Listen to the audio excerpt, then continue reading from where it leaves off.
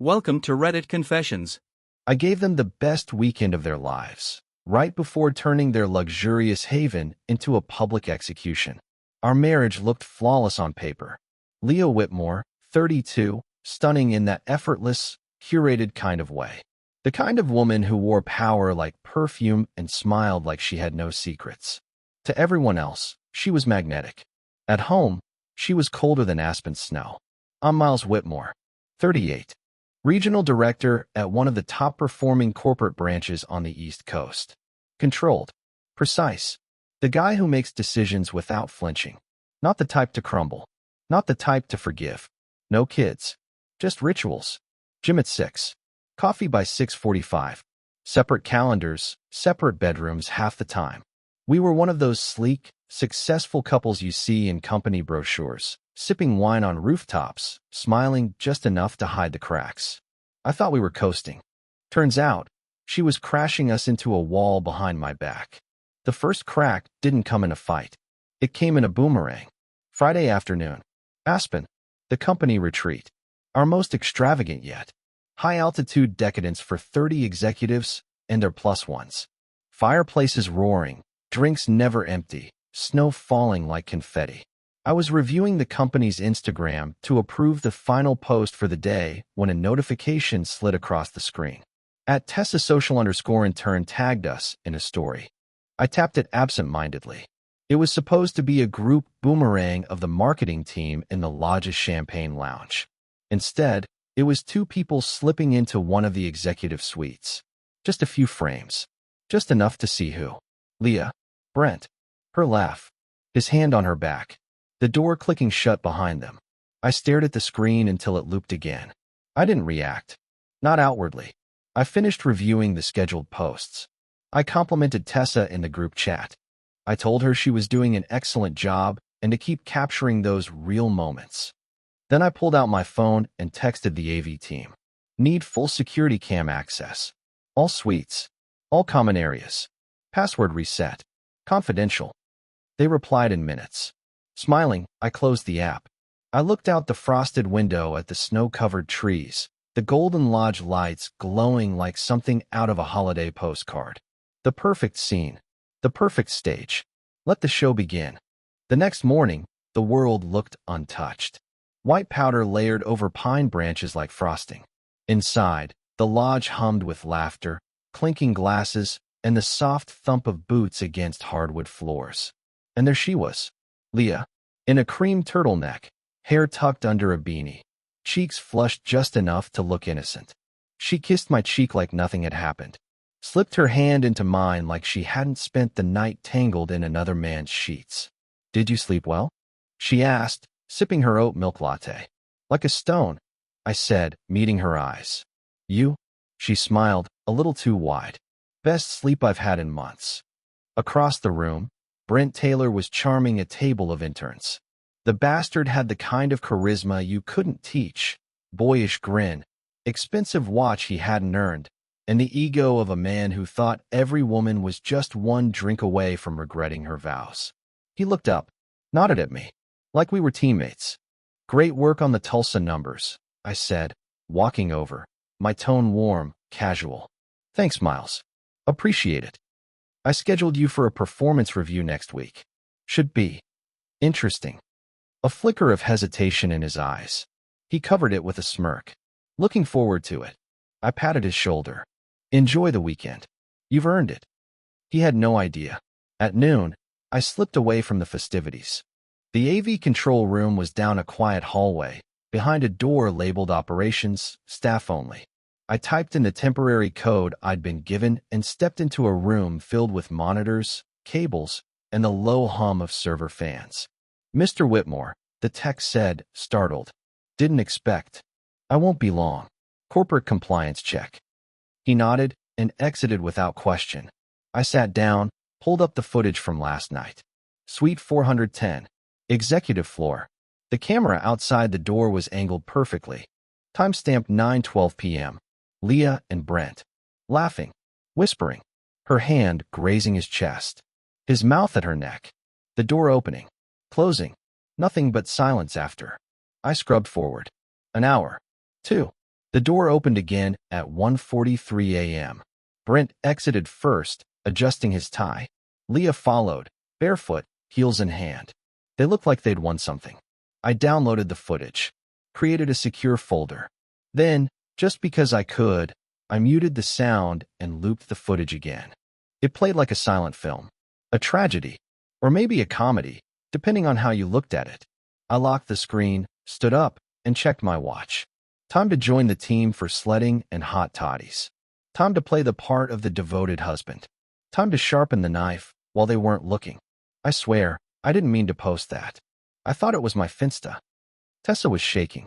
Not the kind of shaking you fake to get sympathy, real tremors. Her hands twisted the lanyard around her neck so tightly I thought it might snap. I had pulled her aside just after breakfast, asked if we could chat upstairs in the executive lounge. Somewhere quiet. Relax, I said gently, handing her a cup of hot cocoa from the buffet. You're not in trouble. She took it with both hands like it might burn her. It was stupid. I'm so sorry. I didn't even realize they were. I just thought it was a cute moment. You know, people sneaking off. I smiled. Warm. Reassuring. It was a cute moment. She blinked. Wait, what? You captured something real. That's rare. People respond to that. I took a sip of my coffee, watching her. I wanted to ask. You didn't happen to save the full video files from the party, did you? Not just the stories. The raw footage. She hesitated. I mean, maybe. I think they auto-backed up to my Google Drive. We were recording stuff for the holiday recap video. That's perfect. Would you mind sending me access? For internal review. I want to make sure we highlight the best moments. Tessa visibly relaxed, relieved to still have a job, probably thrilled to be part of something important. Sure, I can email you the link right now. I watched as she pulled out her phone, tapping nervously. A second later, my inbox buzzed. She looked up, sheepish. Again, I'm really sorry. I didn't mean to make things awkward. I just wanted people to see how fun the retreat was. I leaned forward, voice quiet. Tessa, you didn't make anything awkward. Then I smiled. You made everything very, very clear. The raw footage was a goldmine. Champagne toasts, karaoke disasters, drunken confessions in the hot tub.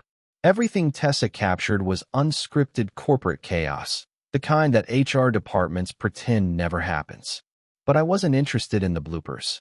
I scrubbed through until I found them. Leah in that emerald silk dress. Brent in his tailored black suit. The holiday gala. At first, it was subtle. A glance across the room. Her fingers brushing past his glass just a beat too slow. He leaned in to whisper something. She laughed, tilting her head in that way she does when she wants to be chased. They thought they were invisible behind the glitter and noise. They were wrong.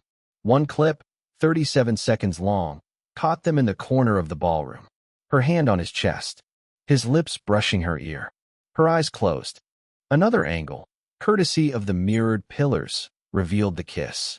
A third camera, positioned outside the event suite, showed them slipping away just before midnight. They didn't even check if the hallway was clear. Amateur mistake. I saved the timestamps.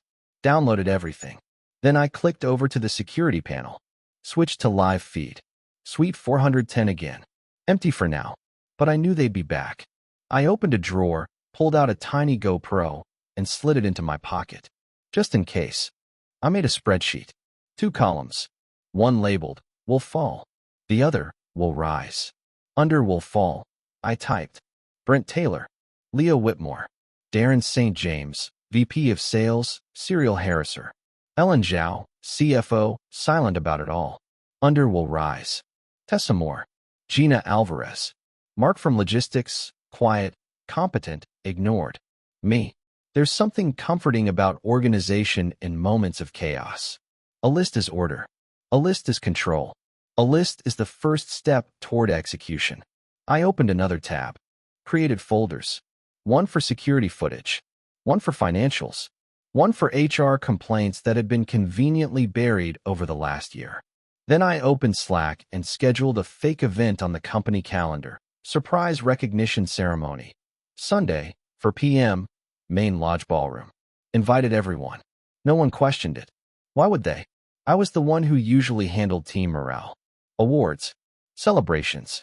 Loyalty. Leah passed behind me while I worked, kissing the top of my head. "What are you planning, Mr. Mysterious?" "Something unforgettable," I said without looking up. She laughed, touched my shoulder, then left the room. I stared at the list again. Sometimes justice doesn't come from the top. Sometimes it comes from someone who's been watching, listening, taking notes. The pre-awards dinner was supposed to be casual. A cozy night before the big ceremony. Firelight, jazz trio, gourmet tapas. A dress rehearsal for gratitude. But everything about it felt staged. Leah played the perfect corporate wife. She clinked glasses, complimented outfits, leaned into me like we were still in love.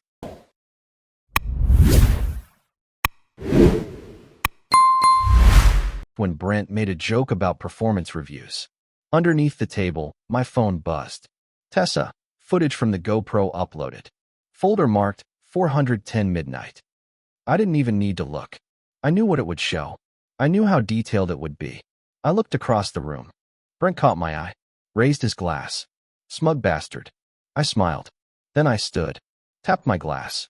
"Before dessert," I said, projecting warmth, "I wanted to share something. A surprise." Chatter died down.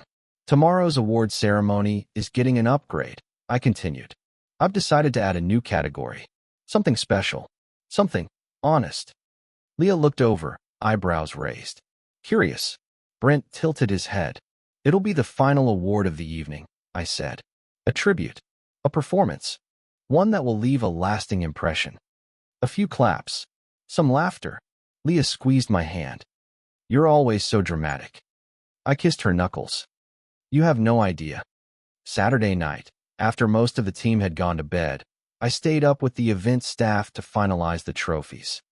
"Just the usual awards?" the assistant asked. "Mostly," I said, smiling. "But I want to add one more." We printed sleek, minimalist plaques. Our style, our brand. Black marble base, brushed metal plate. Names engraved in bold sans serif. Excellence in leadership, Ellen Zhao. Team Player of the Year, Brent Taylor. Spirit of Innovation, Leah Whitmore. And then one more. Most Viewed Performance. No name. Just a QR code. "What's that one for?" the assistant asked. "The finale," I said. The assistant didn't push. By morning, everything was set. The ballroom was dressed in white linen and winter florals. Champagne towers shimmered beneath the chandeliers. The projector had been tested. Twice. Brent arrived first, looking like a man about to win something. Leah followed, glowing. They kissed cheeks with executives. Posed for photos. I stood at the back, hands in my pockets, watching them soak in the spotlight. "Just a few more hours. Are you sure no one saw us?" Her voice was hushed, but the walls in those suites weren't as thick as they thought. "I locked the door this time," Brent replied, with that irritating, low chuckle he always used when he thought he was in control. "And no one important is watching." She laughed, quietly. Then there was the unmistakable thud of heels being kicked off. I watched the live feed in real time. The GoPro I'd installed in the smoke detector wasn't just catching shadows. It was cinematic. Brent's shirt hit the floor. Leah climbed into his lap like it was the most natural place in the world. Her wedding ring sparkled when she touched his face. I didn't feel pain watching it. I felt precision. This was no longer a betrayal. It was evidence. I muted the monitor and made a copy to the presentation folder. They kissed. She whispered something that made him laugh.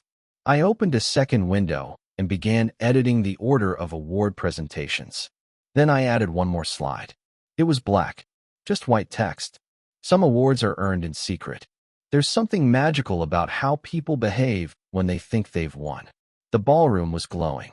Candles flickered along the centerpieces. Crystal glasses sparkled under the chandeliers. Executives and their spouses filled the seats, tipsy from the champagne tower. Everyone looked polished, buzzed, eager. Brent adjusted his tie 3 times before sitting. Leah kept checking her lipstick in the spoon's reflection. They were electric with anticipation. I took the stage. The microphone hummed. The projector screen behind me flickered to life. "Good evening," I began, voice calm. "Before we begin the formal recognitions, I'd like to say a few words about integrity. The room quieted. About loyalty. And appearances. And what happens when the masks come off. A few nervous chuckles. Brent smiled like I was teeing up another one of my motivational monologues. Leah tilted her head, curious. I've had the privilege of working alongside some of the brightest minds in this company, I continued. But I've also seen what happens when ambition turns to entitlement. When admiration becomes manipulation. Now they were listening. Leah shifted in her seat. Brent sat up straighter. I held up my glass. To honesty, I said. And to the end of pretending. Glasses clinked. Confused smiles. The lights dimmed. And the screen behind me began to play. The first clip was subtle. A kiss. A whisper. A hand tracing a jawline. Laughter stopped. Forks clinked down. The second clip wasn't subtle. Leah. Brent. The sweet. Half-dressed. Fully unaware. The room gasped.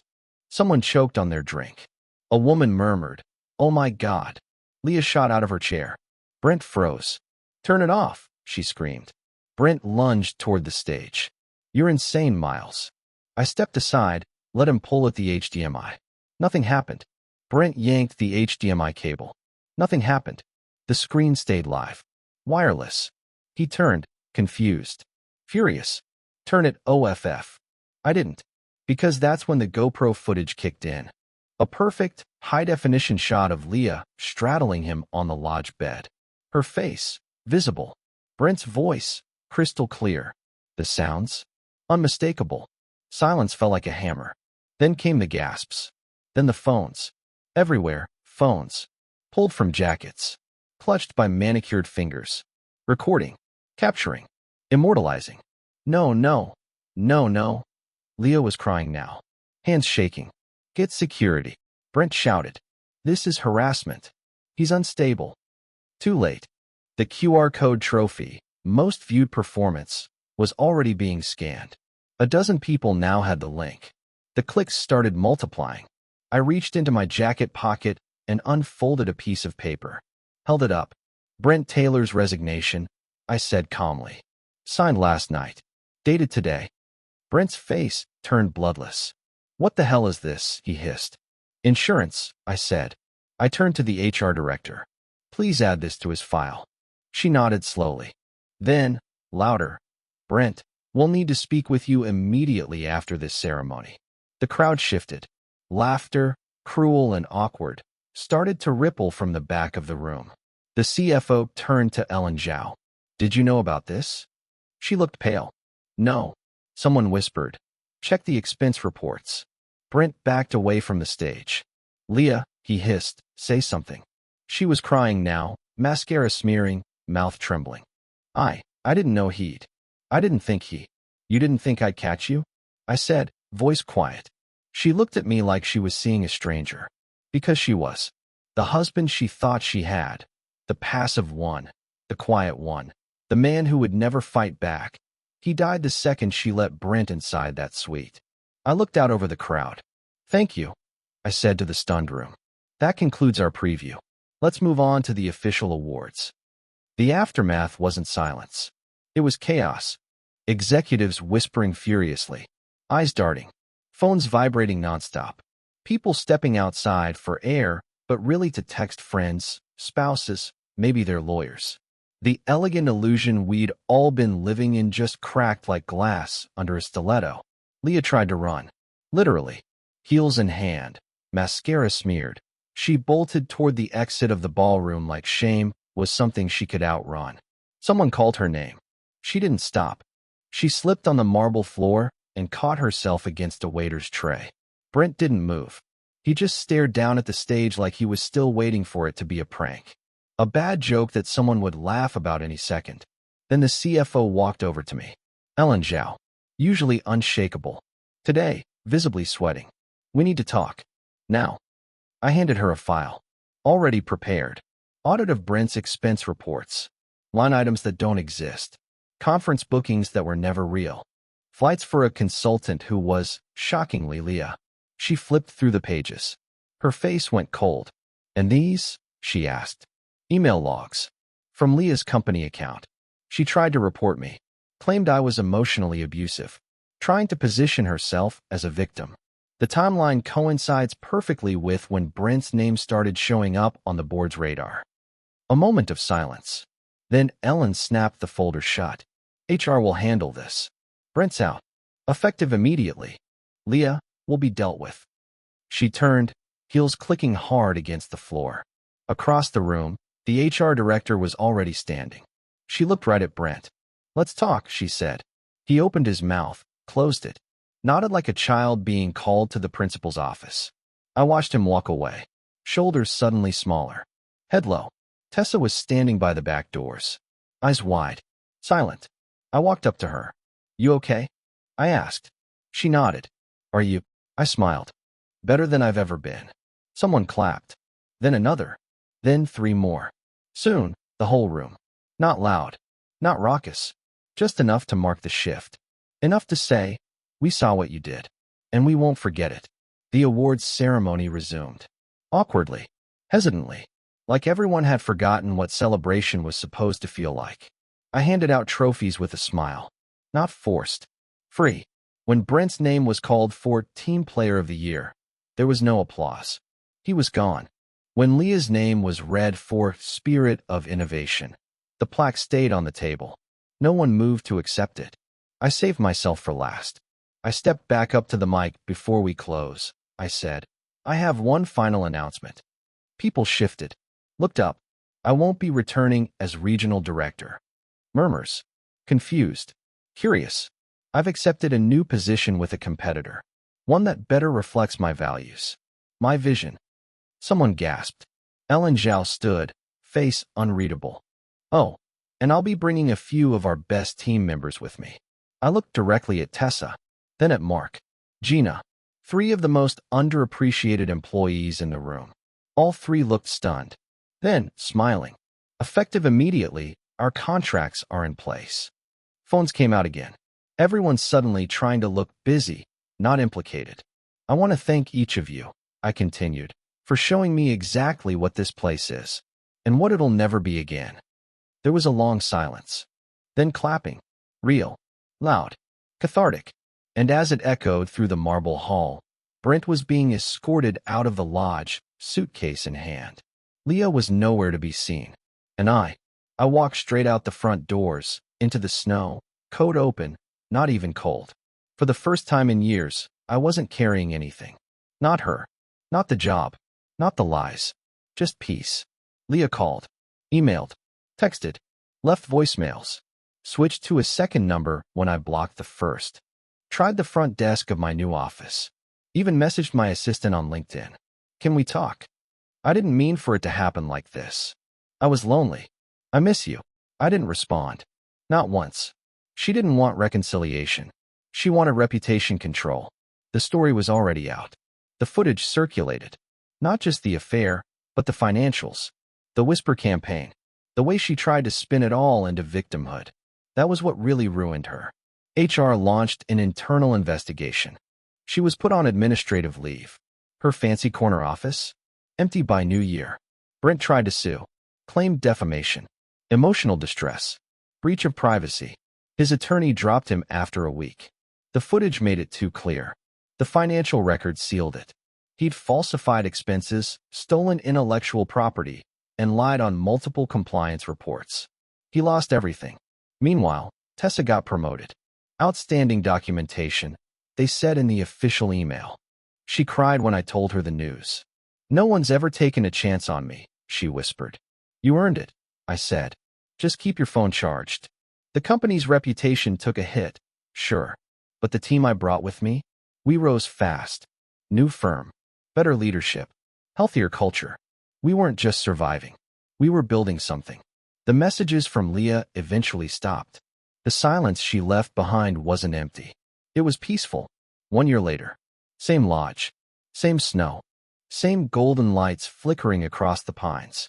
But this time, I wasn't there with a traitor. I stepped into the suite 410, of course, and dropped my bag by the fireplace. It still smelled the same. Wood smoke and leather. Luxury and secrets. Only now it was mine.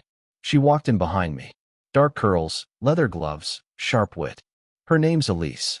Not a corporate type. Not interested in games. This place is unreal, she said, taking it in. I smiled. You haven't even seen the view yet.